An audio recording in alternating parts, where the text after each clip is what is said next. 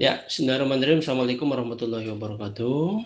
Salam sehat, salam bela negara, dan teman-teman semuanya yang Bapak banggakan. Pada hari ini, ya, masuk ke pertemuan kelima, kita akan berbicara tentang globalisasi dan gerakan sosial. Ya. Kalau minggu kemarin, Bapak dulu yang presentasi ya. Jadi sekarang silakan dari mahasiswa dulu yang presentasi. Nanti Bapak akan menjelaskan dan eh, apa supaya lebih interaktif ya. Tapi sebelumnya eh, mari kita berdoa semoga kita senantiasa dalam keadaan sehat walafiat ya. Demikian eh, silakan berdoa menurut agama dan kepercayaan masing-masing. Berdoa mulai. Alhamdulillah.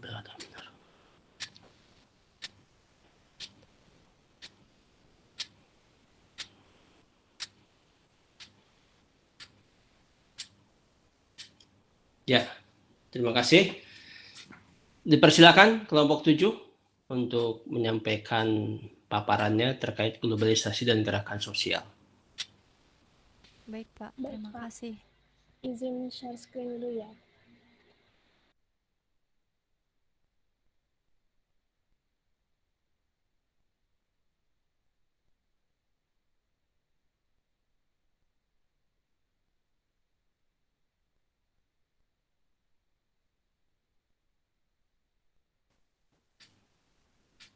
Yang ini silakan on cam.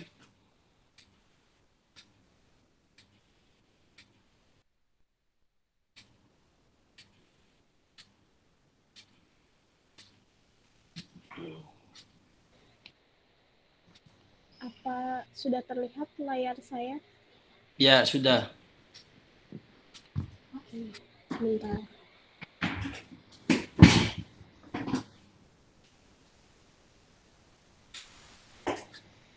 Naomi, silakan. Terima kasih Nisrina. Assalamualaikum warahmatullahi wabarakatuh. Selamat sore teman-teman, selamat sore Pak Asep.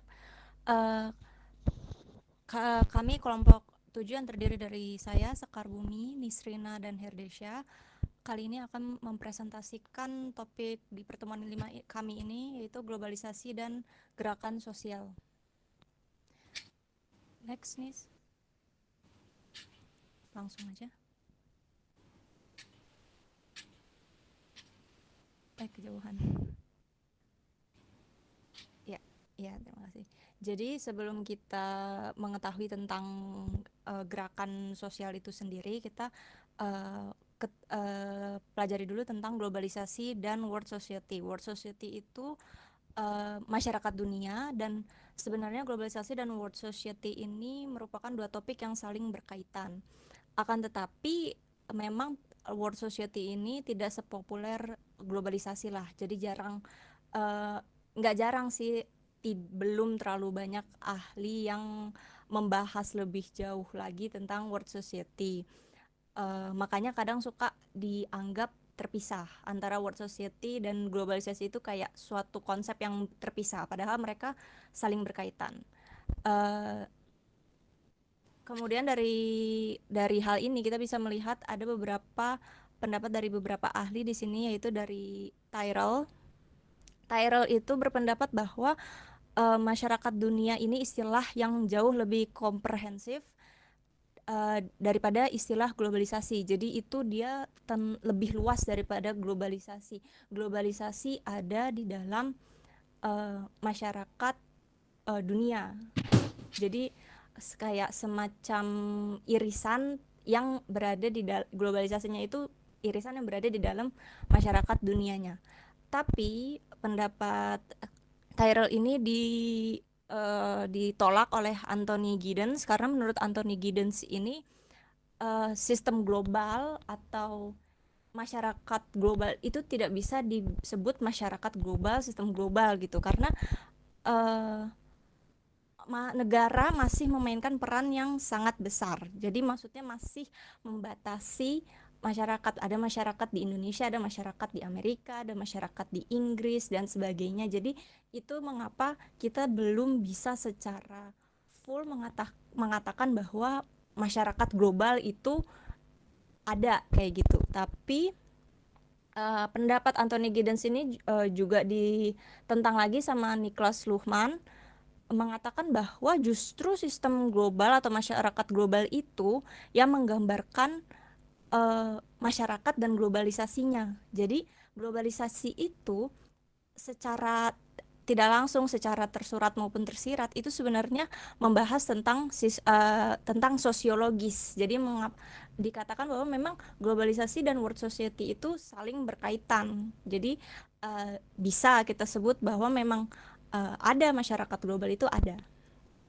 Next.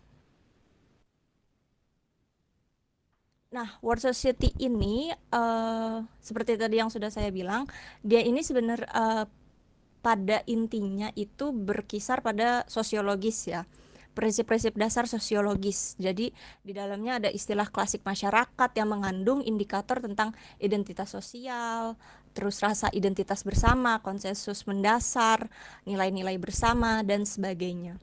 Akan tetapi istilah masyarakat dapat terikat pada budaya antropologi sosial dan bahwa selalu ada pluralitas budaya. Nah, ini yang sebenarnya mungkin berusaha ditekankan oleh Anthony Giddens tadi ya, bahwa walaupun kita disebut masyarakat global tapi tetap ada pluralitas. Jadi ada budaya. Sosiologinya ini berkaitan juga dengan antropologi, dia itu dengan adanya beragam macam budaya kan, kayak masyarakat Indonesia kebudayaannya berbeda sama masyarakat di Amerika, terus begitu pula juga Amerika berbeda kebudayaannya dengan masyarakat di Korea. Jadi itu yang mengapa disebutkan bahwa agak sulit untuk mengatakan bahwa apakah benar ada world society ini atau tidak, seperti itu. Next. Nah, dari berbagai macam sumber yang berhasil kami temukan, yang kami dapatkan, kami mengambil kesimpulan bahwa globalisasi di mata masyarakat dunia itu kayak semacam ada pro dan kontranya. Jadi jadi semacam keadaan yang seimbang. Globalisasi itu walaupun seperti yang kita tahu, globalisasi membawa kita masyarakat ke arah yang lebih modern ya, mempercepat arus komunikasi, terus peningkatan teknologi, terus pengaruh MNCs dan lembaga internasional juga meningkat.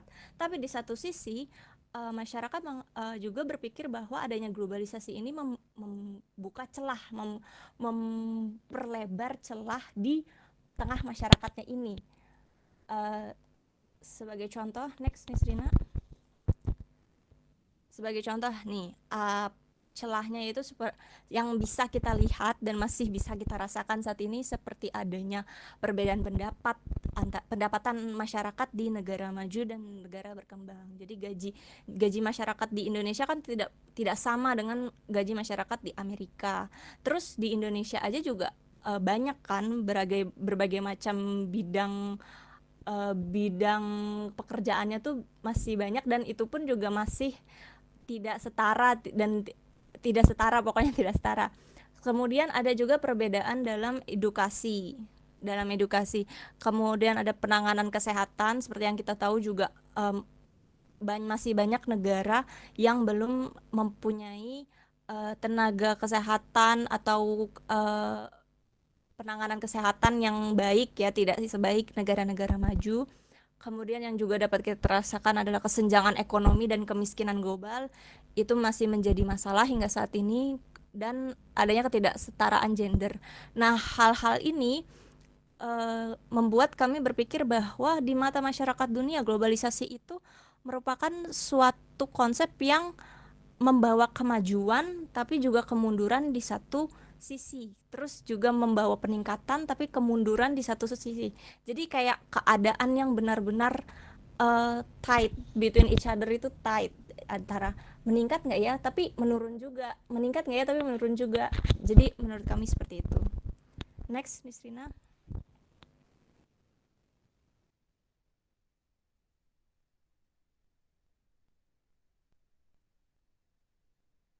Oke, sebentar. Saya nyalain mic-nya dulu.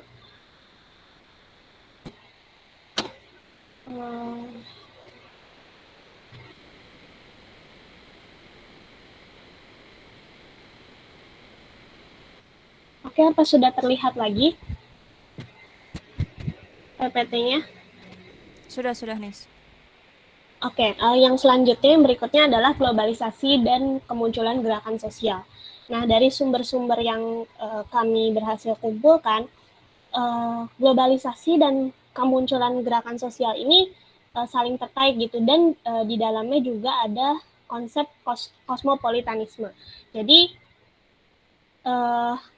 mengapa globalisasi dapat menyebabkan kemunculan gerakan sosial? Nah, yaitu karena adanya si konsep kosmopolitanisme ini. Jadi gimana? Seperti yang kita sudah ketahui bersama, dari globalisasi sendiri merupakan proses integrasi dunia secara mendalam sehingga mengembangkan interaksi yang terbuka di antara negara bangsa. Nah, dalam proses globalisasi ini kan masyarakat semakin terintegrasi ya, dalam arti dalam segala bidang gitu, mau budaya, sosial, politik, dan sebagainya, itu kita semakin terintegrasi, semakin batas-batas negara juga semakin hilang gitu.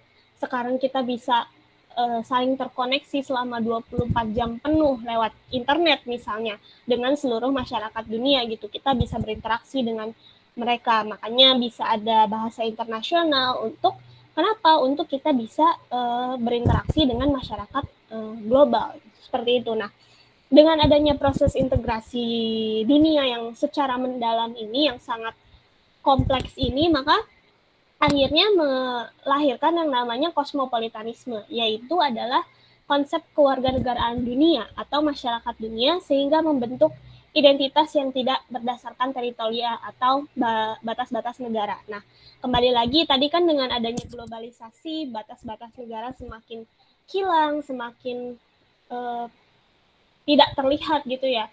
Ya kita merasa bahwa kita adalah bagian dari masyarakat dunia gitu.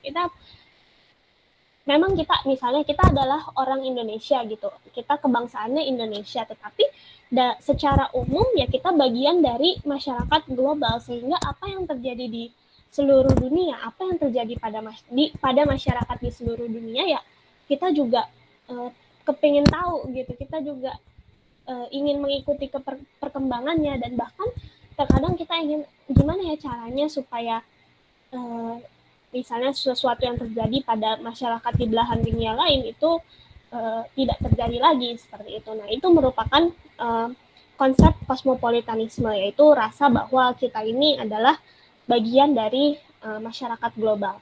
Nah, dengan adanya rasa menjadi masyarakat dunia itu, dengan identitas kita sebagai masyarakat dunia, maka timbullah gerakan sosial, yaitu tindakan-tindakan yang dilakukan secara kolektif oleh kelompok masyarakat yang bertujuan untuk mengkampanyekan adanya suatu perubahan sosial. Karena tadi kita sudah merasa memiliki identitas yang sama dengan seluruh masyarakat di belahan dunia lainnya. Jadi meskipun kita punya kepentingan yang berbeda-beda, kita sebenarnya kebangsaannya berbeda-beda, tetapi ketika berinteraksi dalam konteks globalisasi, misalnya di ruang maya, di internet, ya kita merasa kita adalah satu bagian sebagai masyarakat dunia. Oleh karena itu, apabila ada isu-isu tertentu, ya kita coba suarakan dengan lewat gerakan sosial seperti itu. Nah, ini 3 level gerakan sosial, yaitu yang pertama domestic ground, yaitu mengemukanya suatu isu di ranah domestik, sehingga isu tersebut dapat menjadi fokus masyarakat, khususnya masyarakat di suatu negara tersebut. Jadi pertama-tama mengemukannya adalah dari dari suatu negara atau suatu daerah tertentu dulu, di masyarakat itu dulu. Kemudian nanti ada fase transisi, yaitu mengemukannya isu yang lebih variatif dari berbagai level, baik lokal maupun internasional. Jadi setelah isu tersebut mengemuka di ranah domestik, kemudian juga nanti akan berkembang, orang-orang akan mendengar juga gitu bahwa ada permasalahan tersebut atau isu tersebut gitu. Kembali lagi ke globalisasi tadi gitu, yang menyebabkan kita bisa berinteraksi secara langsung dan lebih luas gitu ya. Nah, setelah fase transisi ini ada yang namanya fase level internasional, yaitu mengemukanya isu tersebut secara global sehingga membentuk gerakan sosial transnasional. Nah, setelah ternyata semua masyarakat dunia memiliki pandangan yang sama terkait suatu isu, maka ya gerakan sosial itu akan menjadi gerakan sosial transnasional. Nah, ini kosmopolitanisme yang tadi beberapa pengertiannya. Kosmopolitanisme adalah paham, ide, gagasan yang bertujuan membangkitkan konsep kewarganegaraan dunia tadi atau masyarakat dunia sehingga membentuk identitas yang tidak berdasarkan teritorial atau batas-batas negara dan dengannya menciptakan perdamaian. Jadi dengan adanya perasaan yang sama kita sebagai masyarakat dunia, ya diharapkannya nanti adanya perdamaian gitu, karena kita sudah memiliki identitas yang sama gitu. Kita merasa kita sama-sama bagian dari masyarakat global seperti itu. Kemudian dalam kosmopolitanisme ini mengusung nilai-nilai bersama seperti hak asasi manusia, kejahatan transnasional, kelestarian lingkungan, dan sebagainya yang menyangkut kesejahteraan manusia. Itu makanya meskipun kita kayak di yang ketiga ini, kosmopolitanisme terwujud dengan adanya identitas kolektif akibat adanya pertukaran budaya, informasi, dan mobilitas geografis. Nah, makanya meskipun kita tinggal di daerah yang berbeda, tinggal di negara-negara yang berbeda-beda, terus juga secara fisik mungkin kita saling berbeda dengan masyarakat dari belahan dunia lainnya, terus juga secara budaya kita berbeda, tetapi untuk nilai-nilai bersama seperti hak asasi manusia, kejahatan transnasional, kelestarian lingkungan, itu kita sepakat bahwa hal tersebut harus diangkat, harus diusung, harus diutamakan dalam masyarakat global yang semuanya itu berhak misalnya untuk memiliki hak asasi manusia gitu. Nah, tindakan-tindakan gerakan sosial itu muncul dari bawah, artinya memang berakar dari masyarakat, berakar kosmopolitan tadi. Sehingga tindakan para elit dan negara semakin dikaburkan. Maksudnya tidak bersifat dari pemerintah dulu baru ke masyarakat gitu, tapi dari masyarakat dulu gitu gerakan sosial itu. Nah, tapi para elit dan negara itu membantu untuk tujuan-tujuan gerakan sosial itu untuk tercapai, karena kembali lagi elit mempunyai akses yang lebih baik terhadap misalnya lembaga-lembaga atau peraturan-peraturan yang bisa memperlancar tercapainya tujuan gerakan sosial tadi. Nah, kemudian ini salah satu dari contoh gerakan sosial yang berkaitan dengan globalisasi yang muncul juga akibat globalisasi dan kosmopolitanisme tadi. Mungkin teman-teman juga sempat update ya dengan beritanya beberapa waktu yang lalu, dan mungkin teman-teman juga ikut menaikkan 2 tagar ini di sosial media, di Twitter, di Instagram, atau sosial media lainnya. Itu kan ramai banget ya orang-orang menaikkan tagar ini, yaitu Stop Asian Hate dan Black Lives Matter. Nah, kenapa sih 2 tagar ini jadi ramai banget waktu itu? Karena sebetulnya setelah pandemi COVID gitu ya, khususnya setelah terjadinya pandemi COVID itu rasisme di Amerika Serikat itu kan semakin meningkat terhadap bangsa-bangsa Asia gitu. Kenapa? Karena bangsa-bangsa Asia dianggap dalam tanda kutip menyebarkan virus gitu ya, menyebarkan penyakit sehingga terjadi pandemi, sehingga kita tidak bisa beraktivitas seperti biasa, pembatasan ini dan itu gitu kan. Khususnya bangsa-bangsa Asia Timur. Nah, kemudian juga terjadi penembakan di Atlanta terhadap masyarakat Asia di Amerika Serikat, gitu. Jadi makanya adanya tagar ini supaya tidak ada lagi gitu gerakan-gerakan anti Asia gitu, tidak ada lagi sikap rasisme terhadap bangsa-bangsa Asia. Kemudian juga ada Black Lives Matter, yaitu yang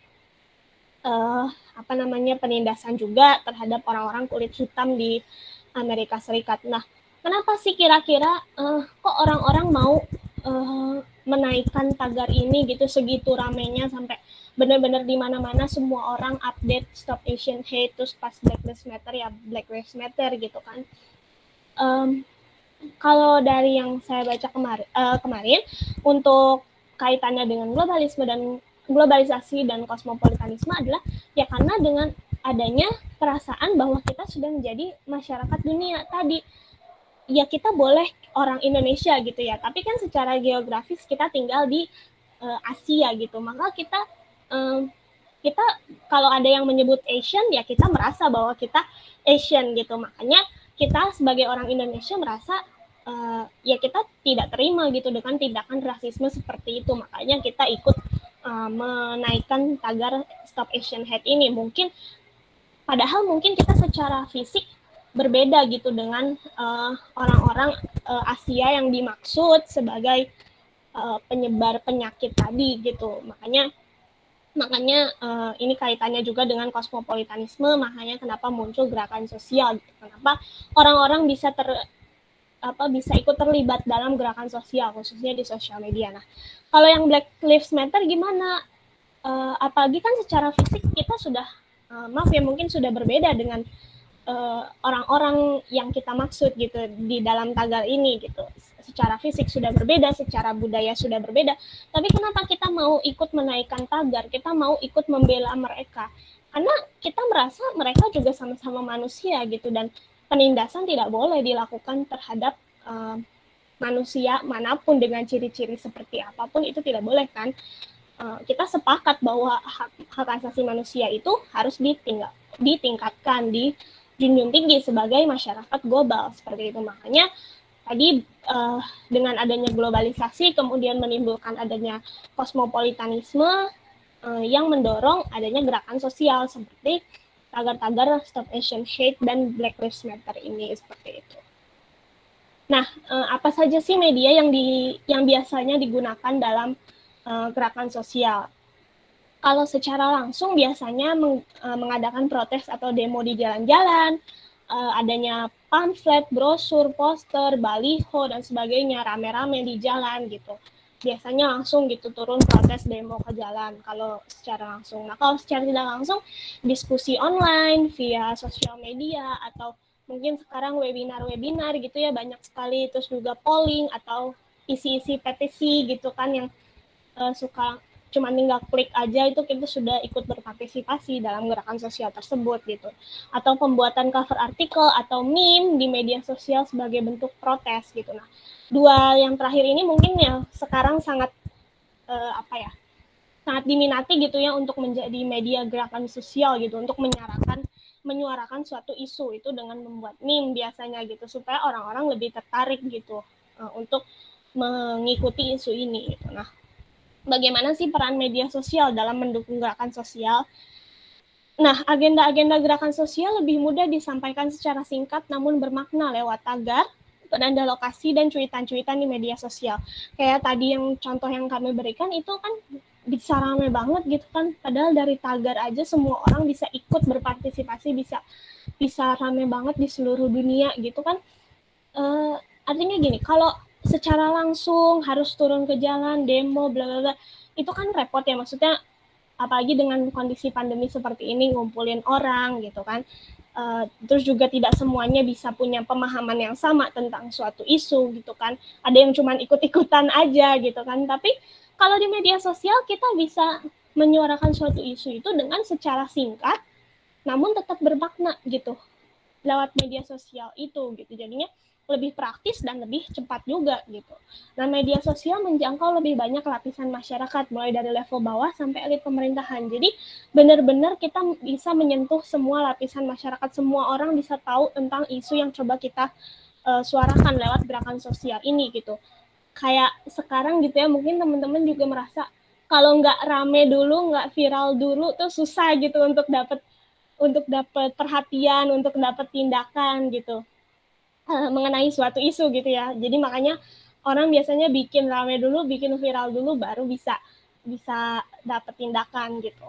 Nah, jadi sebesar itu efeknya media sosial gitu, tidak hanya di lingkungan masyarakat, tetapi juga sampai ke pemerintahan. Gitu. Nah, aktivitas di media sosial seperti retweet, like, share, atau komentar misalnya terhadap suatu isu yang diangkat dapat menjadi penyaring informasi mengenai pendapat masyarakat terhadap suatu isu melalui gerakan sosial. Nah, jadi dengan banyaknya orang yang ada gerakan sosial ini nih, kira-kira kenapa ya, terus kita retweet, kita bagikan ke orang-orang, kita like gitu kan, atau kita komentar di situ pendapat kita gimana tentang isu tersebut. Nah itu kan maka orang-orang yang tergabung dalam gerakan sosial itu bisa melihat nih gimana respon masyarakat terhadap gerakan sosial tersebut. Berapa orang yang paham tentang isu yang diangkat seperti itu lewat likes, retweet, share, dan komentar tadi gitu. Makanya sebesar itu efeknya media sosial dalam mendukung gerakan sosial di era globalisasi ini seperti itu. Nah, selanjutnya akan dijelaskan oleh teman saya, Eca.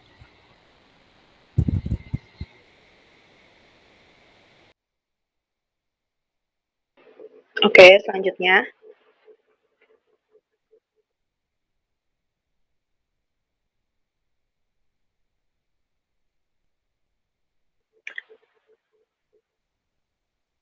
Oke, selanjutnya ini mengenai gerakan sosial transnasional. Menurut Sanjeev Kagram, gerakan sosial transnasional merupakan kumpulan aktor yang memiliki tujuan sama serta saling terhubung melintas batas-batas negara dengan kemampuan untuk mendorong koordinasi dari mobilisasi sosial lebih dari satu negara untuk mempengaruhi perubahan sosial. Nah, gerakan sosial transnasional ini terdiri dari anggota yang lebih dari satu negara dan memiliki struktur keanggotaan yang memfasilitasi komunikasi. Melalui komunikasi secara reguler ini, organisasi dan aktivis akan mampu untuk membagi informasi mengenai strategi dan teknik mengkoordinasikan antar aktivis atau bahkan melalui aksi kolektif. Maka gerakan sosial transnasional didefinisikan sebagai interaksi reguler antara aktor negara dan non-negara melintasi batas-batas nasional yang bertujuan untuk membentuk hasil politik dan sosial di dalam negeri maupun di luar negeri. Next. Di sini kita mengambil Green Movement sebagai contoh gerakan sosial transnasional, di mana Friends of the Earth yang berdiri pada awal tahun 1970 di United Kingdom memiliki metode bekerja yang menekankan desentralisasi, gerakan dan pelibatan partisipasi masyarakat melalui pendirian kelompok lokal. Di sisi lain, Greenpeace memiliki cara kerja yang lebih sentralistis, di mana pengambilan keputusan diambil saat-saat forum terpusat. Namun, karakteristik yang sama pada gerakan lingkungan kedua ini adalah mereka dapat mengglobalkan gerakannya melalui mobilisasi sumber daya yang masif dan intens. Nah, kunci utama dalam hal ini adalah melakukan framing isu dan menyebarkannya melalui kampanye yang masif lewat berbagai media. Contohnya seperti Greenpeace, rutin melakukan forum-forum internasional untuk merumuskan gerakan dan membaca situasi yang mempertemukan aktivis lintas negara. Kedua gerakan ini juga dengan aktif membangun jaringan dengan organisasi lingkungan lain dan gerakan sosial di luar isu. Sekian. Next. Oke, sekian presentasi dari kelompok kami. Kurang lebihnya mohon maaf. Apa ada yang ingin ditanyakan?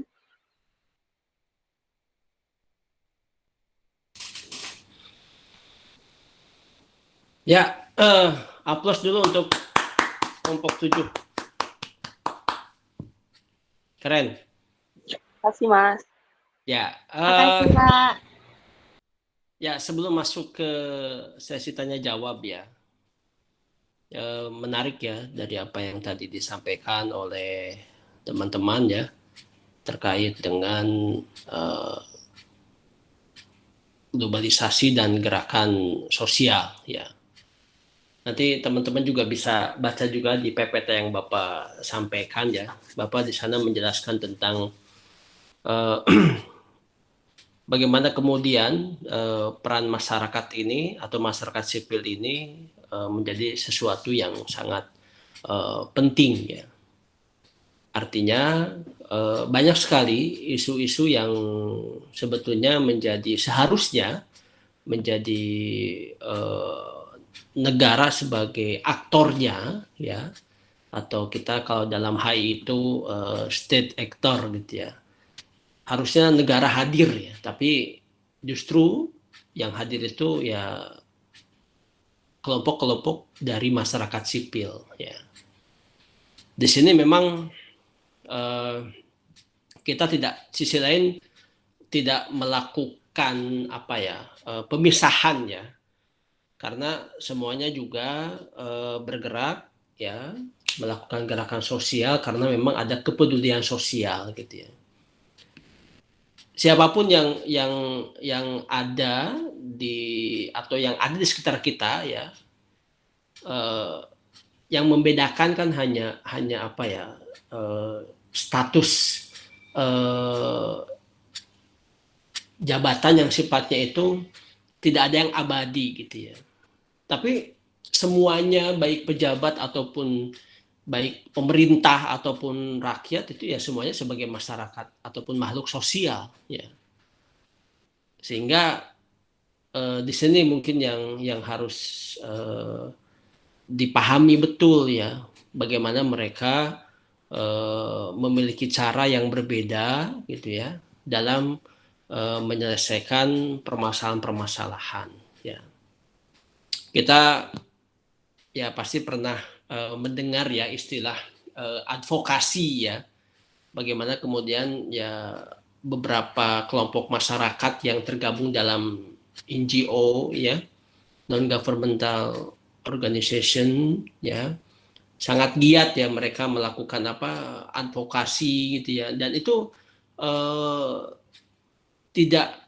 hampir tidak tersentuh isunya itu oleh pemerintah gitu ya.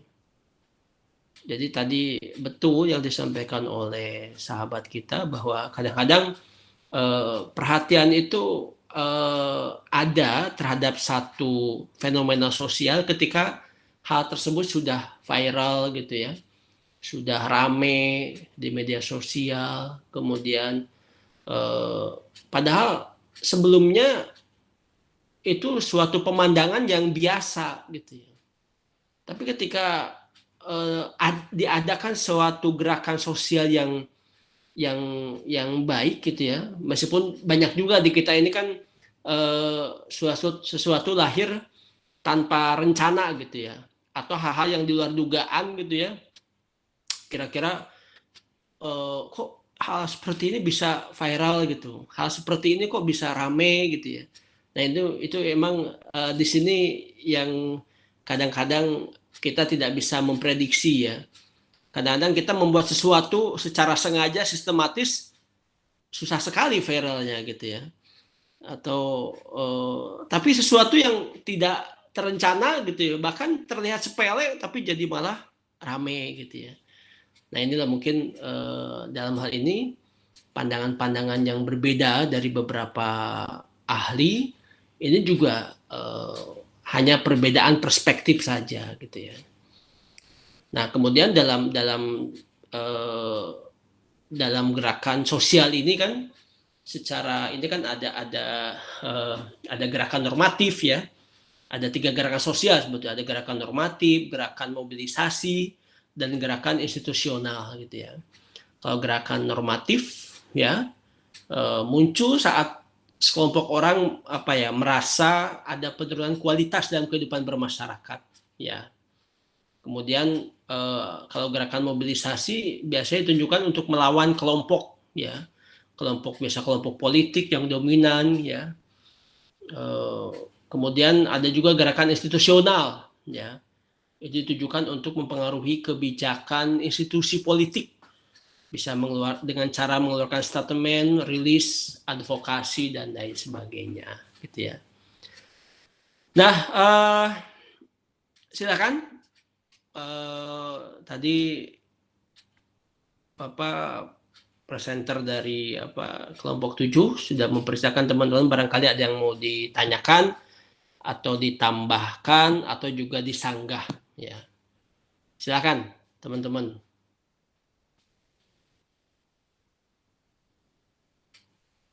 Silakan kelompoknya dipandu lagi agar teman-teman bisa bertanya.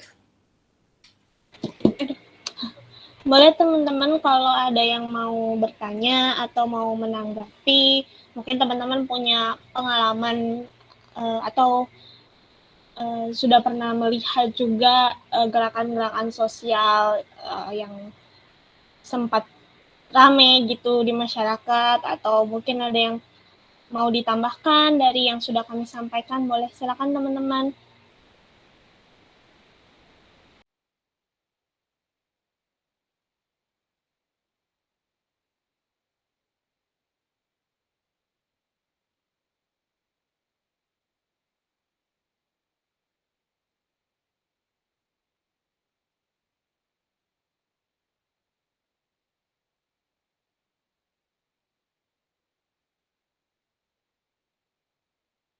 Ada teman-teman yang mau menanggapi?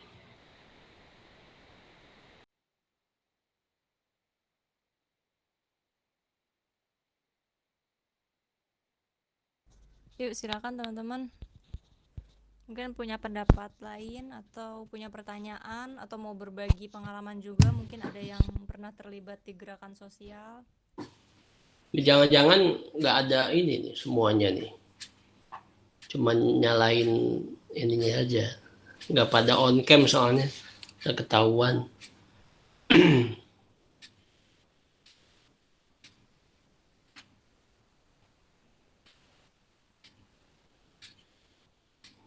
Coba biar sekalian juga Bapak absen ya. Sambil menunggu barangkali ada pertanyaan.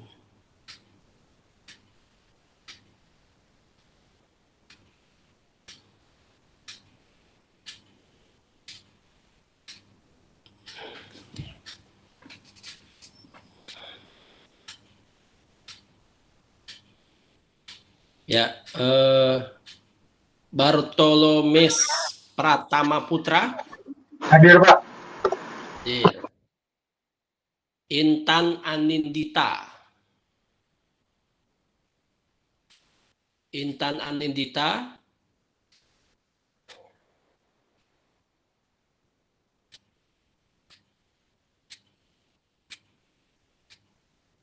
Tidak ada? Ada informasi Intan sakit atau izin? Oke, tidak hadir. Mega Sonia. Hadir, Pak. Oke. Fandi Ahmad. Hadir, Pak. Hadir. Brahma Safrudin Putra. Hadir, Mas. Oke.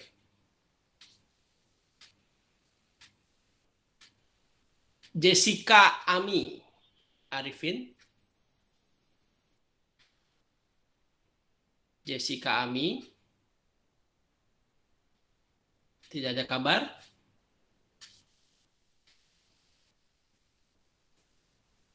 Di Oke. sini sih nggak ada, Pak. Hah? Nggak ada?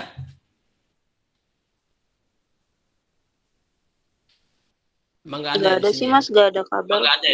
Ya. Oke, ya.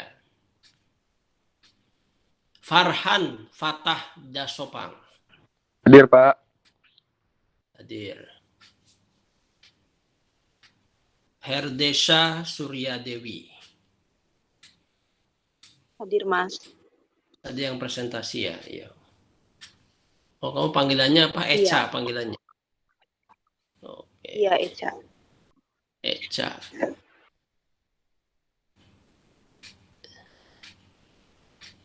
Caroline Theodora Berlian.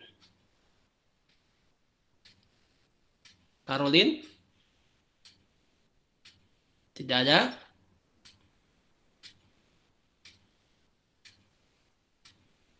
Nestrina Widyastuti. Saya, Pak. Hadir. Hadiroh. Naufal Reza Ramadhani.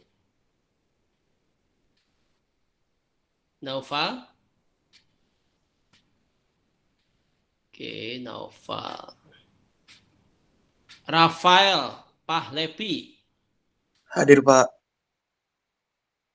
Oke. Sekar Bumi Derajat Al-Anbiya. Hadir, Pak. Oke. Itu kurang panjang tuh. Sekar Bumi Derajat Al-Anbiya wal Mursalin, harusnya pakai wal Mursalin. Ya. Maaf, Mas. Noval Reza hadir, Mas. Oh, siapa? Noval Reza.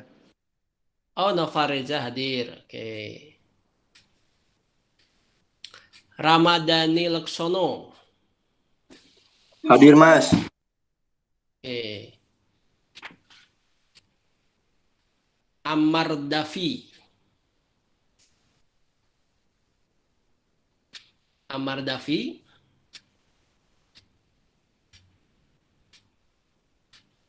Kevin Abdillah. Hadir, Mas. Oke. Nabila Syamlan.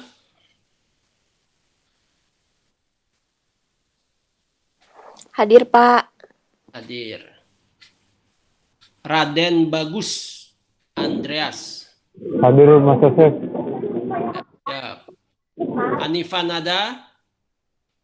Hadir, Pak. Muzaffar Syah Dwi Payana. Muzaffar Syah Dwi Payana. Tidak ada. Muhammad Depara Pratama. Hadir, Mas. Ya. Ella Anissa. Ella Anissa. Muhammad Haikal. Hadir, Mas. Abi Destar Fadia. Hadir, Pak. Marco Julio. Hadir, Pak. Muhammad Izaz. Hadir, Ahmad. Pak. Abdan Hanifan. Hadir, hadir Pak Asep. Baru gabung kamu? Hah? Iya, Pak, lagi tempat kerja, apa koneksinya susah. Oh. Tasabila. Hadir, Pak. Hanifah Geva. Hadir, Pak. Salim Lubis. Hadir, Pak. Raihat Edward. Hadir, Pak. Theophilus. Hadir, Pak. Oke. Jadi yang nggak ada Intan Anindita. Tidak ada ya. Jessica Ami. Caroline. Ammar Dafi. Muzaffar Syah. Ella Anissa. Ya, udah.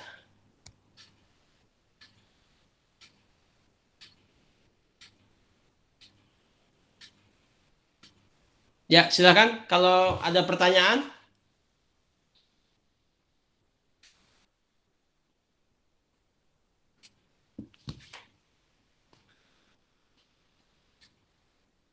Kalau tidak ada, ya, untuk asinkronusnya, ya, Bapak sudah tuliskan di leads, ya. Ini saat ini per kelompok berapa orang yang ada?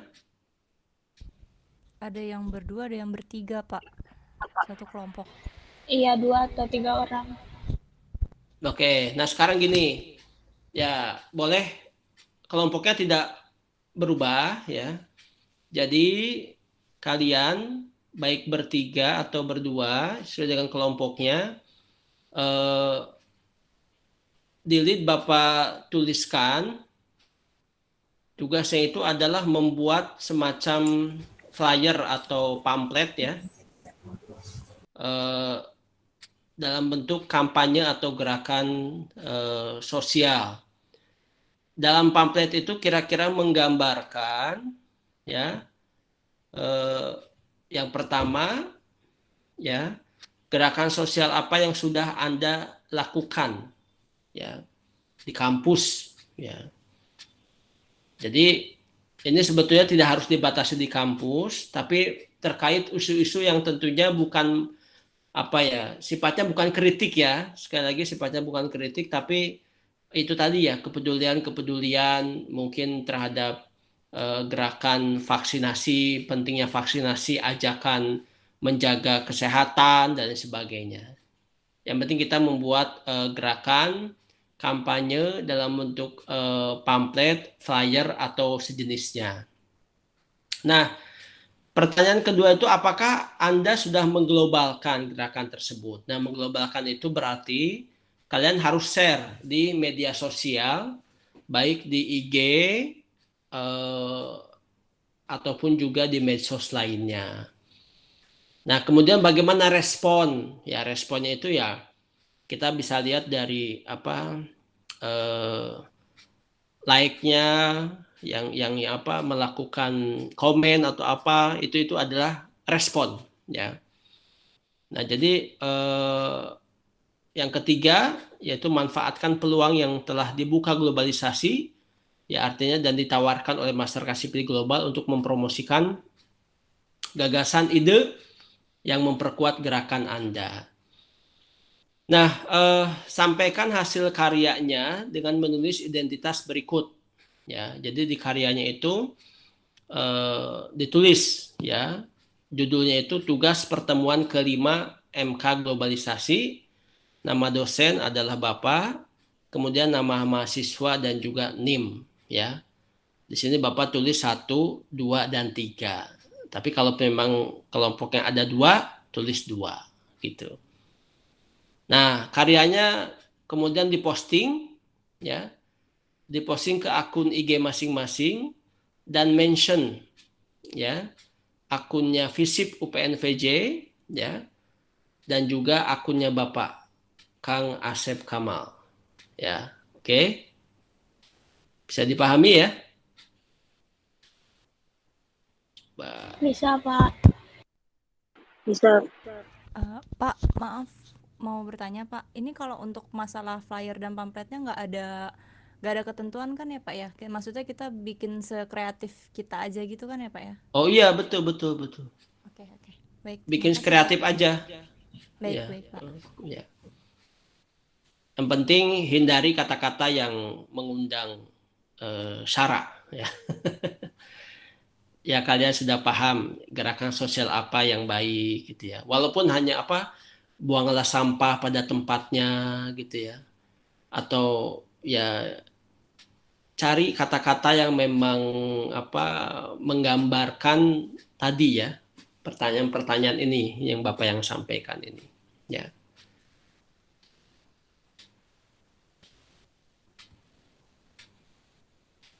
Oke, bisa dipahami ya?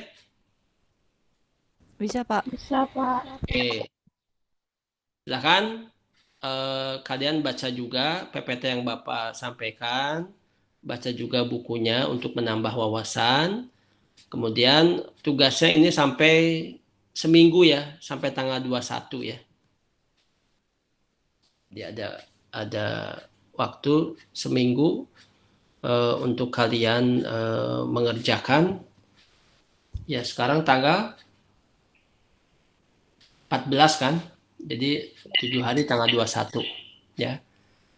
Silakan kerjakan. Kalau yang sudah selesai langsung diposting ya, dan di mention juga IG Bapak ya. Demikian teman-teman. Terima kasih yang sudah on cam. Di sini ada Sekar Bumi, ada Abdan ya. Mana kopinya Abdan? OTW Pak Asep, tenang. Oh, siap ya. Terima kasih semuanya ya sudah bergabung. Salam sehat. Assalamualaikum warahmatullahi wabarakatuh. Waalaikumsalam. Terima kasih, Pak. Terima kasih, Mas. Sehat selalu. Waalaikumsalam. Makasih, Mas. Makasih. Makasih, Pak.